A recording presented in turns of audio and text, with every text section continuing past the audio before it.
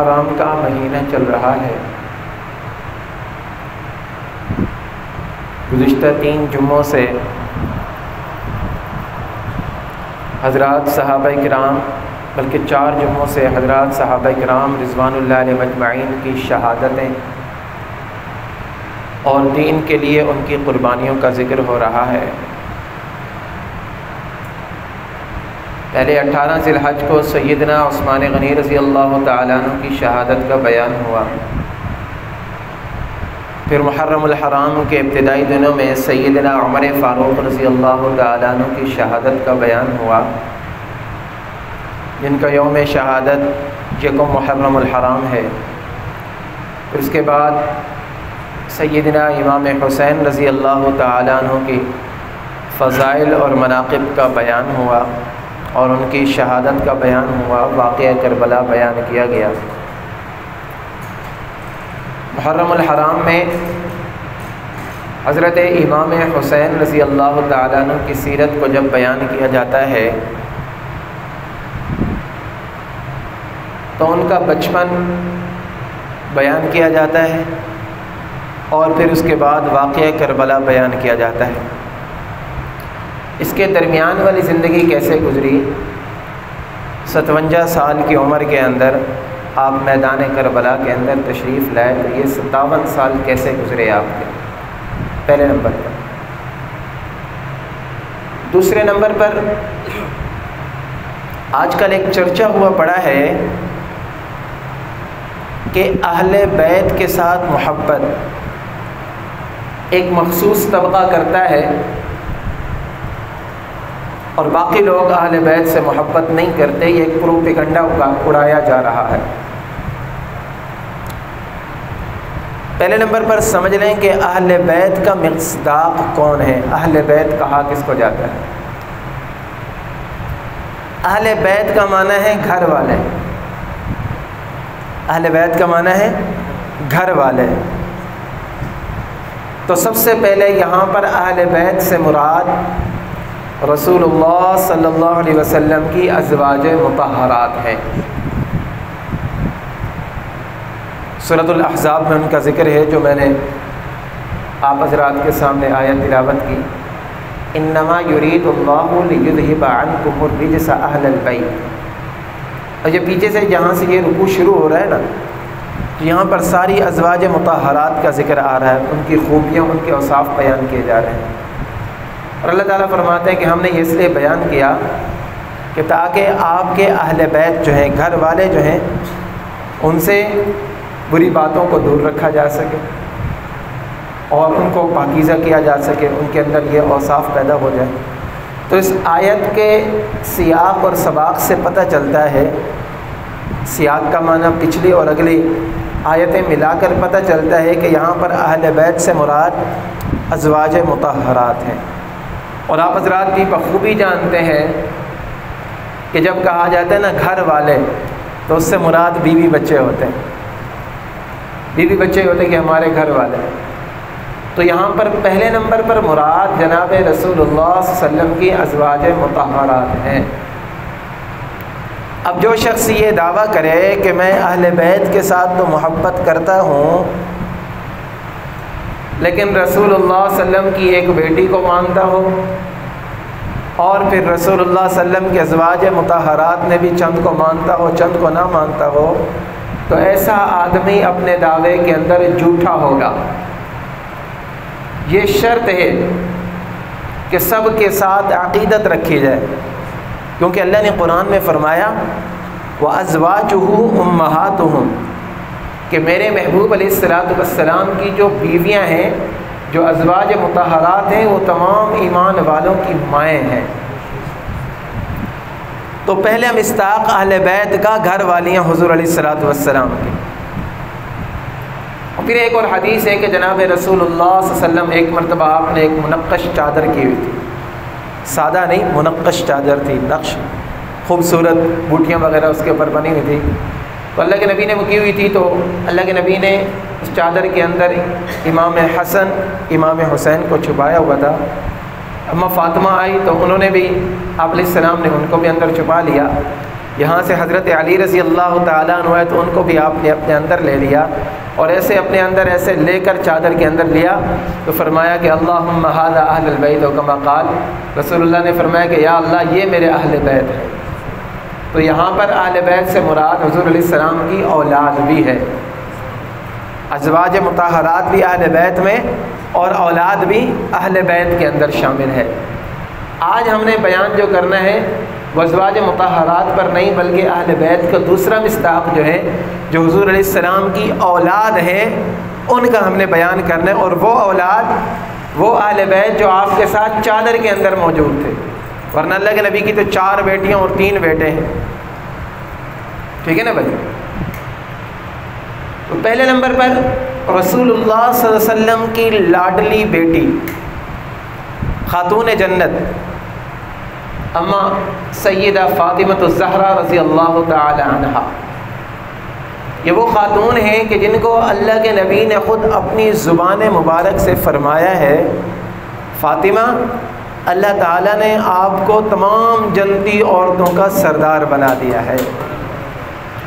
اور اما فاطمہ رضی اللہ تعالی عنہا، آپ کے جتنے فضائل اور مناقب ہیں نا، جتنے آپ کی سیرت کے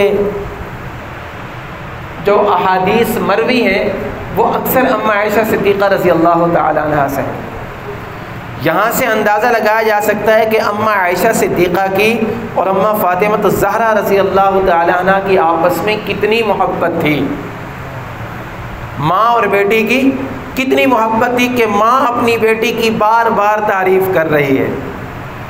اب ایک ایسا شخص کہے کہ میں فاطمہ کو تو مانتا ہوں لیکن اما عائشہ کو نہیں مانتا، اس کا مطلب یہ ہے کہ وہ نہ اما فاطمہ کو مانتا ہے نہ اما عائشہ کو مانتا ہے، وہ دھوکہ کر رہا ہے۔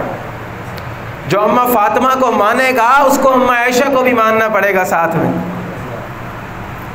اما عائشہ صدیقہ رضی اللہ تعالی عنہ فرماتی ہیں کہ میں نے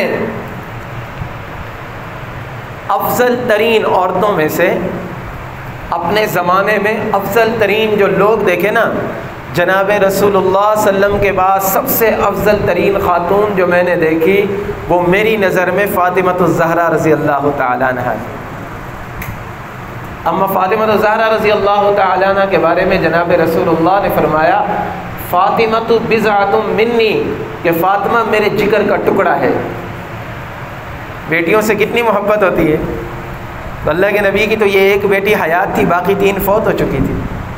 تو اللہ کے نبی نے فرمایا کہ مفہوم ہے کہ ہر شخص کی نسل اس کے بیٹے سے چلتی ہے، میری نسل میری بیٹی سے آگے چلے گی۔ قیامت تک جتنے سادات آئیں گے نا، جتنے سادات آئیں گے وہ اما فاطمہ الزہرا رضی اللہ تعالی عنہ کی اولاد میں سے ہوں گے،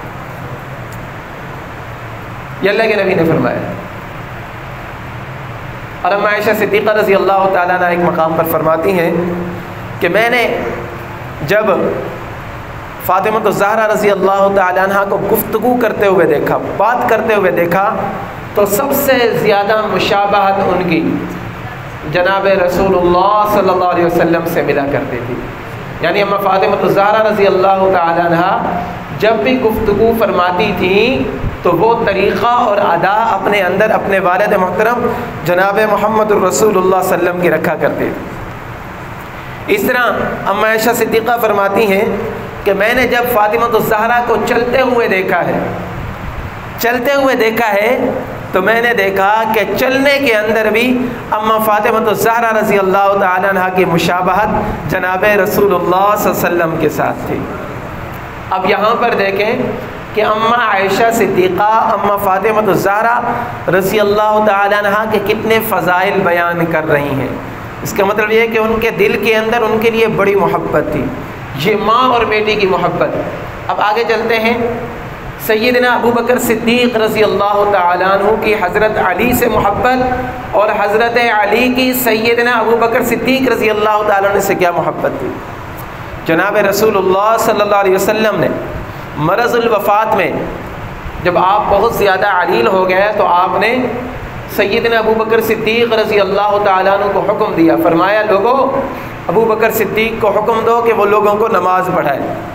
یہ ابوبکر صدیق رضی اللہ تعالیٰ عنہ کا اعزاز ہے کہ آپ نے جناب رسول اللہ صلی اللہ علیہ وسلم کے سامنے 17 نمازیں پڑھائی ہیں، 17 نمازیں، اور ان نمازوں میں جو مقتدی تھے نا آپ کے، ان میں عمر فاروق بھی ہیں، عثمان ذی النورین بھی ہیں، اور سیدنا علی المرتضیٰ رضی اللہ تعالیٰ عنہ بھی ہیں، کہ سیدنا علی المرتضیٰ رضی اللہ تعالیٰ عنہ نے سیدنا ابوبکر صدیق رضی اللہ تعالیٰ عنہ کی امامت کو تسلیم کیا ہوا تھا، اور جب بیعت خلافت کی باری آئی ہے تو دوسرے دن سیدنا علی المرتضیٰ رضی اللہ تعالیٰ عنہ نے حضرت ابوبکر صدیق رضی اللہ تعالیٰ عنہ کے ہاتھ کے اوپر بیعت کی تھی۔ یہ ان کا اعتماد تھا ابوبکر صدیق رضی اللہ تعالیٰ عنہ کے، اور ابوبکر صدیق رضی اللہ تعالیٰ عنہ کی محبت جناب حسنین کریمین سے کس طرح تھی؟ کتابوں کے اندر لکھا ہے کہ ایک مرتبہ حضرت ابوبکر صدیق رضی اللہ تعالیٰ عنہ اور حضرت علی المرتضیٰ رضی اللہ تعالیٰ عنہ آپ دونوں عصر کی نماز سے فارغ ہو کر جا رہے تھے۔ نماز پڑھ کر جب باہر نکلے تو سیدنا ابوبکر صدیق نے دیکھا کہ جناب حضرت حسن رضی اللہ تعالیٰ عنہ کھیل رہے ہیں، حسن رضی اللہ تعالیٰ عنہ کھیل رہے ہیں۔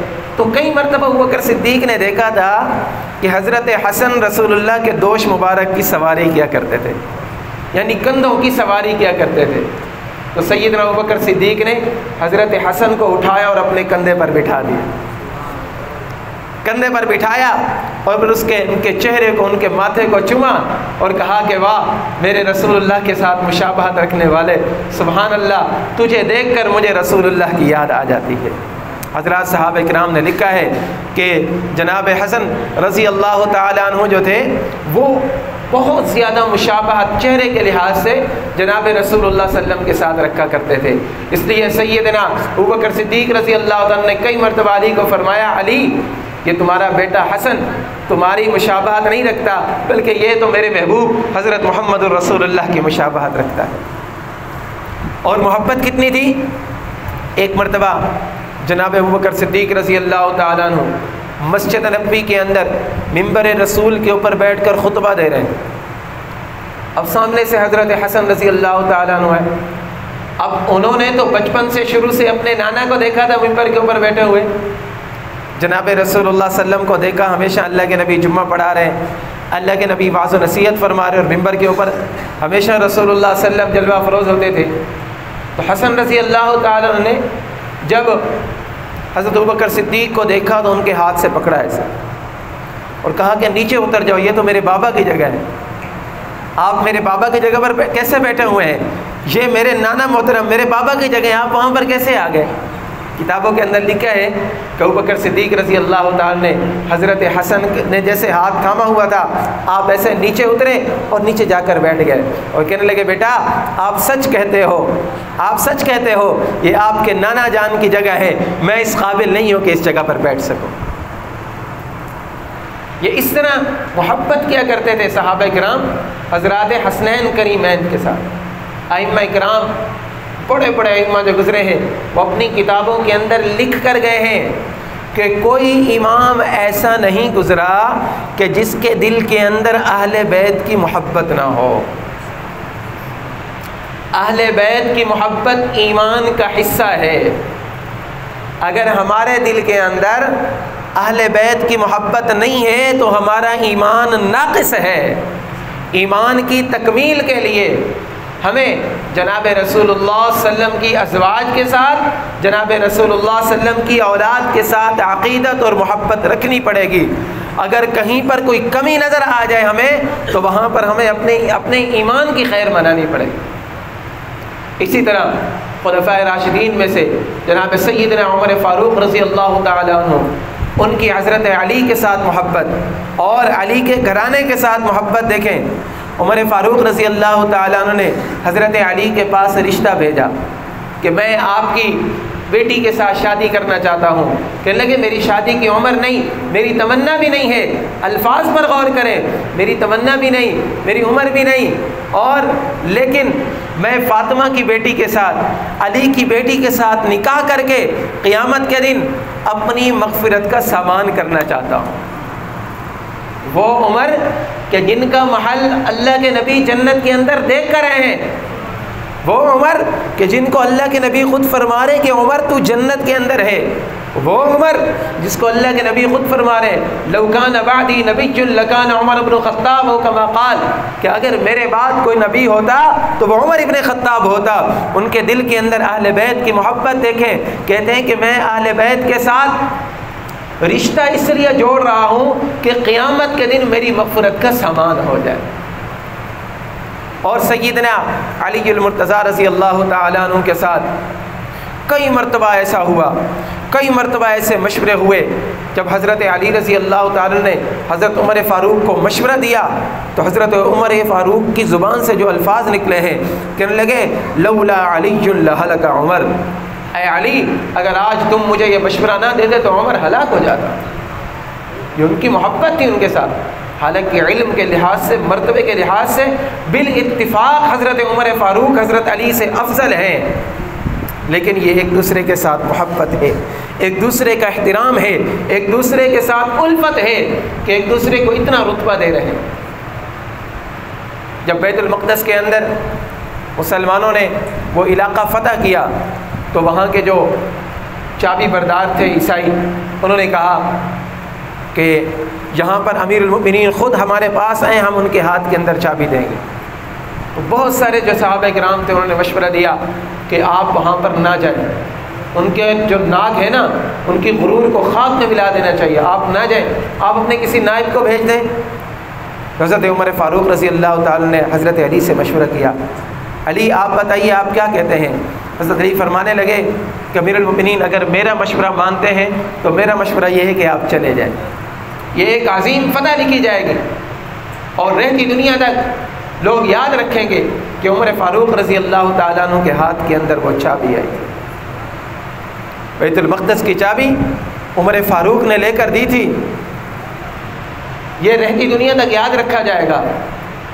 تو جناب عمر فاروق رضی اللہ تعالیٰ نے تمام صحابہ کرام کے مشورے کو پیچھے رکھا اور حضرت علی کے مشورے کے اوپر عمل کرتے ہوئے آپ وہاں پر تشریف لے گئے، اور جب آپ وہاں پر تشریف لے گئے آپ کو صرف دیکھ کر کئی یہودی اور کئی عیسائی مسلمان ہو گئے، صرف آپ کی زیارت کر کے کہنے لگے کہ یہ تو ہو بہو وہی ہیں کہ جن کے بارے میں ہم نے وہ کتابیں کھولتے، کتابوں کے اندر لکھتے کہ فاتح بیت المقدس کون ہوگا، سامنے عمر فاروق آ رہے تھے۔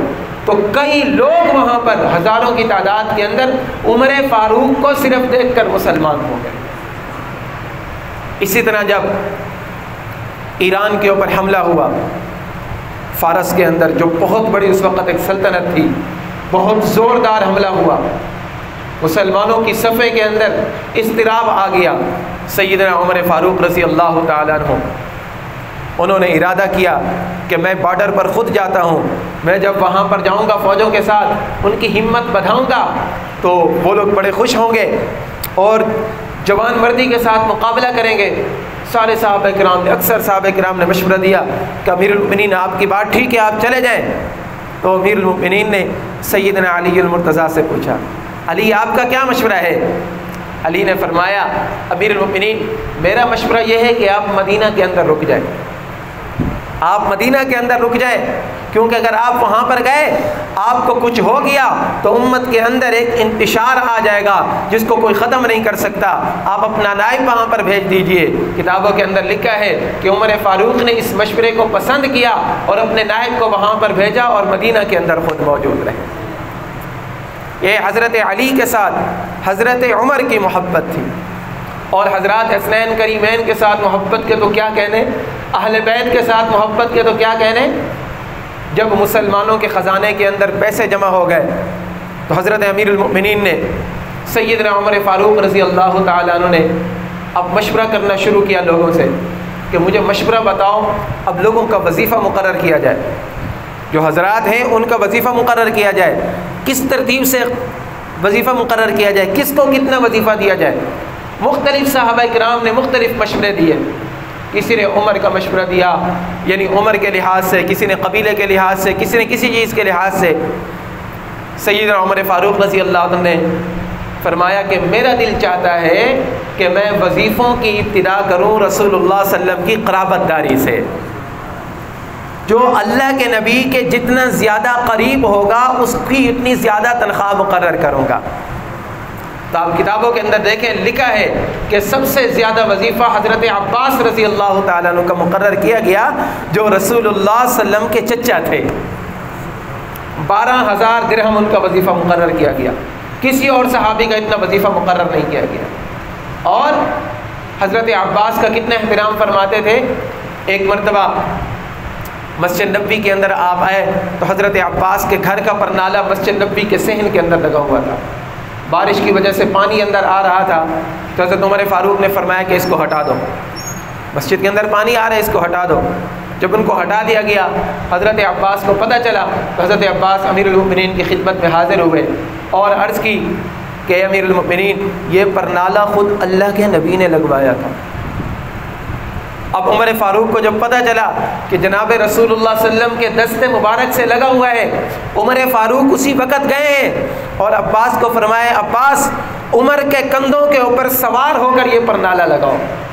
عمر کا کیسی جرت کہ یہ کام کر سکے کہ جو چیز جناب رسول اللہ صلی اللہ علیہ وسلم لگا کر گئے میں عمر اس کو کیسے ہٹا سکتا ہوں۔ اور آپ تاریخ پڑھیں، ایسے ہوا 22 لاکھ مربع میل کا حاکم، حکمران، جس سے قیصر روم کسریٰ اس طرح کپ کپاتے تھے، دشمنوں کے دلوں کے اندر جن کا رعب بیٹھا ہوا تھا، ان کے سامنے دشمن پر نہیں مار سکتا تھا۔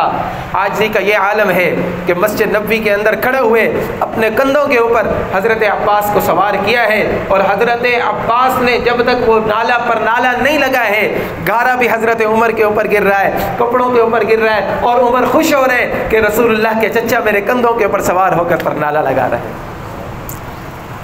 یہ اللہ کے نبی کے گھرانے کے ساتھ محبت صحابہ کرام نے کر کے دکھائی ہے۔ ایک مرتبہ یمن سے کچھ حلے آئے، لباس آئے، خوبصورت سے کپڑے بنے ہوئے، سیدنا عمر فاروق رضی اللہ عنہ نے اہل مدینہ کے اندر تقسیم کیے۔ اب جمعہ کا دن ہوا تو سارے حضرات نے نئے کپڑے پہنے ہوئے ہیں، اتنے میں حضرت عمر فاروق کی نظر پڑی، نگاہ پڑی سیدنا حسنین کریمین پر، حضرت امام حسن اور امام حسین پر۔ آپ نے دیکھا کہ انہوں نے کپڑے نہیں پہنے ہوئے، تو آپ بڑے مضطرب پریشان نظر آئے۔ ساتھیوں نے پوچھا کہ حضرت کیا بات ہوئی؟ کہنے لگے کہ سب نے نئے کپڑے پہنے ہیں اور ان لاڈلوں نے نئے کپڑے نہیں پہنے ہوئے ہیں، انہوں نے نئے کپڑے نہیں پہنے ہوئے ہیں۔ اسی وقت یمن کے اندر جو حاکم تھا، یمن کے جو گورنر تھے، ان کے پاس پیغام بھیجا کہ اسپیشل ان دونوں بچوں کے لیے یہ اسپیشل لباس بنا کر بھیجو۔ جب وہاں سے لباس بن کر آیا، امام حسنین کریمین دونوں جب سامنے پہن کر آئے تو آپ نے ان دونوں کو سینے سے لگایا اور پھر فرمایا کہ اب عمر کو خوشی ہوئی ہے، اب عمر کو خوشی ہوئی ہے۔ جب آپ نے وظیفہ مقرر کیا تو حضرت حسن امام حسین ان دونوں کا وظیفہ مقرر کیا 5-5 ہزار درہم، 5-5 ہزار درہم، جو بدری صحابہ کرام کے برابر تھا۔ اور اپنے بیٹے عبداللہ ابن عمر رضی اللہ تعالیٰ عنہما جو صاحبزادے ہیں، شہزادے ہیں، ان کا وظیفہ مقرر کیا 500 درہم، 4,500 درہم ان کا زیادہ۔ تو وہ آئے اور آ کر کہنے لگے کہ ابا جان میں عمر میں ان سے زیادہ ہوں، اور میں نے جناب رسول اللہ صلی اللہ علیہ وسلم کے ساتھ غزوات لڑے ہیں، جناب رسول اللہ صلی اللہ علیہ وسلم کے ساتھ کئی جنگوں کے اندر بھی شریک رہا ہوں، آپ نے میرا وظیفہ کم مقرر کیا ہے اور ان کا وظیفہ آپ نے زیادہ مقرر کیا۔ تو سیدنا عمر فاروق رضی اللہ عنہ نے تاریخی جواب دیا، فرمایا بیٹا تیرا نانا ان کے نانے کے جیسا نہیں ہے، تیری نانی ان کے نانی کے جیسی نہیں ہے، تیرا دادا ان کے دادا کے جیسا نہیں ہے، اور تیرا والد ان کے والد کے جیسا نہیں ہے، میں ان کے برابر تمہاری کیسی برابری کر سکتا ہوں؟ یہ تو شہزادے ہیں، ان کے برابر میں تمہیں کیسے رکھ سکتا ہوں؟ یہ عمر فاروق نے محبت کر کے دکھائی۔ عثمان غنی رضی اللہ تعالیٰ عنہ کے اوپر جب باغیوں نے حملہ کیا تو دروازے کے اوپر جو تلوار لے کر کھڑے ہوئے تھے اور دروازے کے سامنے سے جانے کی باغیوں کی جرت نہیں ہوئی، تو وہ دو حضرات، دو شہزادے امام حسنین کریمین تھے، سیدنا امام حسن رضی اللہ تعالیٰ عنہ اور سیدنا امام حسین رضی اللہ تعالیٰ عنہ۔ حضرت علی نے ان کی ڈیوٹی لگائی تھی کہ جب تک تم زندہ ہو اس دروازے سے کسی باغی کو عثمان کے گھر نہیں جانے دینا۔ اب تاریخ اٹھائیں، باغیوں کی جرت نہیں ہوئی کہ سامنے سے جاتے، وہ تو اندر سے دیوار پھلانگ کر گئے تھے، وہاں پر جا کر انہوں نے حضرت عثمان غنی کے اوپر حملہ کیا ہے۔ اور حضرت عثمان غنی کو جب گھر کے اندر محصور کیا گیا، باغیوں نے مسجد نبوی کے اندر حضرت علی نماز پڑھانے کے لیے آئے تو باغیوں نے کہا کہ آپ ہماری جماعت کروا دیں۔ حضرت علی نے فرمایا کہ جب خلیفۃ المسلمین موجود ہے، ان کی موجودگی کے اندر میں تمہاری نماز نہیں پڑھا سکتا۔ یہ دل کے اندر محبت تھی اور اپنی اکیلے نماز پڑھ کر وہاں سے چلے گئے ہیں۔ جب پتہ چلا کہ عثمان غنی کے پاس پانی نہیں ہے، گھر کے اندر سے مشکیزہ پانی کا بھر کر لائے ہیں، مشکیزہ پانی کا بھر کر لائے، آپ نے بڑی مشکل سے ایک مشکیزہ وہاں تک پہنچایا ہے، پھر دوسرا مشکیزہ لائے تو باغیوں نے وہ مشکیزہ پھاڑ دیا، چیر دیا اور حضرت علی کو ان کے گھر پر نہیں جانے دیا ہے۔ یہ علی کی عثمان کے ساتھ محبت تھی۔ امیر معاویہ کے ساتھ محبت، امیر معاویہ رضی اللہ تعالیٰ عنہ کو کے ہاتھ پر دست بیعت جس نے رکھا ہے وہ حضرت حسن رضی اللہ تعالیٰ عنہ نے، جنہوں نے اس قابل سمجھا کہ میں امیر معاویہ کو اپنا امیر تسلیم کرتا ہوں۔ 20 سال تک امیر معاویہ رضی اللہ تعالیٰ عنہ کی عمارت کے اندر جو شخصیت رہی ہے، جس نے امیر معاویہ رضی اللہ تعالیٰ عنہ کی عمارت کو تسلیم کیا ہے، وہ شخصیت امام حسین رضی اللہ تعالیٰ عنہ ہے۔ آپ تاریخ اٹھائیں، کہیں پر آپ کو نظر نہیں آئے گا کہ امیر معاویہ رضی اللہ تعالیٰ عنہ کے خلاف امام حسین نے یا امام حسن نے کوئی وہاں پر مہم چلائی۔ اور سیدنا امیر معاویہ رضی اللہ تعالیٰ عنہ کی ان کے ساتھ محبت اتنی تھی، اتنے تحفے تحائف بھیجا کرتے تھے کہ پہلے اتنے تحفے تحائف نہیں آیا کرتے تھے۔ آپ کتابیں پڑھیں، کتابوں کے اندر لکھا ہے کہ بسا اوقات ایک ہی دن کے اندر 1,00,000 درہم ان کی خدمت کے اندر بھیج دیا کرتے تھے۔ یہ ان کے حضرات حسنین کریمین کے ساتھ محبت تھی۔ اور باقی صحابہ کرام کی کتنی محبت تھی اہل بیت کے ساتھ۔ فقیہ امت سیدنا عبداللہ ابن مسعود رضی اللہ تعالیٰ عنہ، جن کو فقیہ امت کا لقب ملا ہے، وہ لکھتے ہیں کہ تم ایک دن اہل بیت کے ساتھ محبت کرو اور 1 سال تم عبادت کرو، تمہارا 1 دن محبت کا 1 سال کی عبادت کے اوپر بھاری ہے۔ 1 دن کی اہل بیت کی محبت 1 سال کی عبادت کے اوپر بھاری ہے۔ سیدنا ابو ہریرہ رضی اللہ تعالیٰ عنہ، ان کے بارے میں آتا ہے کہ جب امام حسن رضی اللہ تعالیٰ عنہ کو دیکھتے تو ان کی آنکھوں کے اندر سے آنسو جاری ہو جاتے، کہتے میں ان آنکھوں کو کیا کروں کہ ان آنکھوں کے اندر مجھے امام حسن کے چہرے کے اندر محمد الرسول اللہ کا چہرہ نظر آتا ہے۔ ایک مرتبہ ایک صحابی کتاب کے اندر روایت کرتے ہیں، کہتے ہیں کہ میں نے دیکھا کہ امام حسین اور حضرت ابو ہریرہ رضی اللہ تعالیٰ عنہ جنازہ پڑھ کر تشریف لا رہے ہیں۔ اچانک حضرت ابو ہریرہ رضی اللہ عنہ نے اپنا صافہ اتارا، یہ رومال اتارا اور جھکے ہیں امام حسین کا جوتا صاف کرنے لگے۔ امام حسین رضی اللہ تعالیٰ عنہ کہنے لگے چچا جان یہ آپ کیا کر رہے ہیں؟ آپ میرے والد کے ہم سب میرے چچا کی جگہ پر ہیں، لوگ کیا کریں گے کہ حسین اپنے بڑوں کی عزت نہیں کرتا، حسین ان سے جوتے صاف کراتا ہے۔ ابو ہریرہ نے فرمایا بیٹا حسین بات تو تمہاری ٹھیک ہے، میں تمہارے چچا کی جگہ پر ہوں، لیکن میں کیا کروں ان آنکھوں نے کئی مرتبہ ان قدموں کو محمد الرسول اللہ کے دوش سینے مبارک کے اوپر لگتے ہوئے دیکھا ہے، میں کیسے برداشت کر سکتا ہوں کہ ان قدموں کے اوپر مٹی لگ جائے۔ یہ میرے عزیزوں حضرات صحابہ کرام کی اہل بیت کے ساتھ محبت تھی۔ میرے لیے آپ کے لیے کیا حکم ہوگا کہ ہم ان کے ساتھ کتنی محبت رکھیں، ہم ان کے ساتھ اپنے دل کے اندر کتنی عقیدت رکھیں، اپنے بچوں کو اپنی محبت سے زیادہ اہل بیت کی محبت سکھائیں۔ ہماری محبت ان کے دل کے اندر نہ ہو تو مسئلہ نہیں ہے، اگر اہل بیت کی محبت نہیں ہے تو وہ ایمان سے جاتے رہیں گے۔ لکھا ہے علماء کرام نے کہ اہل بیت کی محبت ایمان کا حصہ ہے، اس لیے میں نے آپ کو صحابہ کرام کے واقعات سنائے۔ ابو بکر صدیق رضی اللہ تعالیٰ عنہ کی محبت دیکھو، جو ابو بکر صدیق جن کے بارے میں رسول اللہ نے فرمایا کہ افضل البشر بعد الانبیاء، انبیاء کے بعد سب سے افضل ترین انسان سیدنا ابو بکر صدیق رضی اللہ تعالیٰ۔ عمر فاروق کی محبت دیکھیں، عثمان ذی النورین کی محبت دیکھیں، باقی صحابہ کرام کی محبت دیکھیں کہ کہیں پر کوئی صحابی کسی بھی بات کے اوپر ان کو ڈیگریڈ کرتا ہوا نظر نہیں آتا۔ حضرات صحابہ کرام نے اپنی پلکوں کے اوپر بٹھایا ہے، حضرات صحابہ کرام نے قدر کر کے دکھائی ہے۔ میرے عزیزوں، محرم الحرام کا مہینہ جیسے قربانیوں کو یاد کرنے کا مہینہ ہے، جیسے شہداء کربلا کو یاد کرنے کا مہینہ ہے، یہ عہد تجدید عہد کا مہینہ ہے۔ ہم یہ عہد کریں کہ ہم کسی مخصوص طبقے کی باتوں میں آ کر یہ نہیں کہیں گے کہ اہل بیت کی محبت تو فلاں بندے کے اندر نہیں، نہیں نہیں، اہل بیت کی محبت، صحابہ کرام کی محبت یہ ہمارے ایمان کا حصہ ہے۔